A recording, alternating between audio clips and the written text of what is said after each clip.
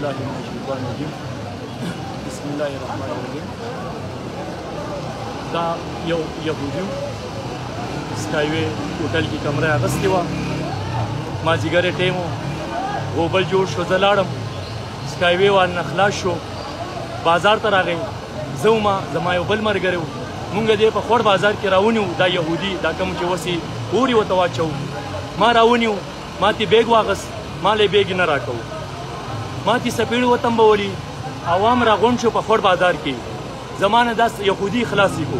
بیا زه ولګېدم، زه زما ملګری موټرسایکل باندې کېناستېدو، دی رکشې ته وختو، مونږ دې راونیو د بازار کوز سر کې ایچ بي ایل بینک سره دې مونږ راونیو، چې مونږ څنګه راونیو، ما او زما دې ملګري پې حمله وواله، دغلته هم کسان زموږ پسې راغلل، مونږ وال ټکول ورسره شروع کړل، دغلته کسان راغلل، زموږ نه یې خلاص کړو، ویې ولې ما لکه قرآن شریف یې شهید کړی دی، وایي ستا سره ثبوت، ما یې ثبوت شته، ثبوت درته ښیم، دې عوامو زموږ نه خلاص کړو، بیا ایس ایچ او ته ټلیفون ما وکړو، ایس ایچ او صاحب راغی، موبایل ته یې وخېجو، تاڼې ته دنده لاړو، ثبوتونه یې راوړو، قرآن شریف یې شهید کړی و، د هغې ثبوت یې م راوړو، دی په منګورې بازار کې 25 ورځې مخکې هلته یو قرآن شریف یې شهید کړی و، زموږ عوامو پولیسانو ایکشن پې نه و اخیستی،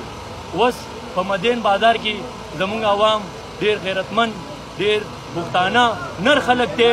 دغه شان په غونډه دنیا کې زموږ د مدین زموږ د سواد نوم روشنې کو، یو یهودي په مدین په بازار کې وایي سیزو دا د دې عوامو په یو هیلپ باندې په مدد باندې تاڼۍ موبایل وسیزو، تاڼۍ ګیټ یې مات کو، زموږ د عوام په تاڼه باندې ورغې او دغه سړی په مجبورتن او څه عوام چې دي زموږ څه زخمي دي په اسپتال کې دي، پولیسانو پې ډزې کړي، پولیسان مجبوره شو دا سړی ویش، عوامو زور و، چې د عوامو زور نه وی دی به نن د شپې بل ځای ته منتقل کېدو. نعرې تکبیر! نعرې تکبیر!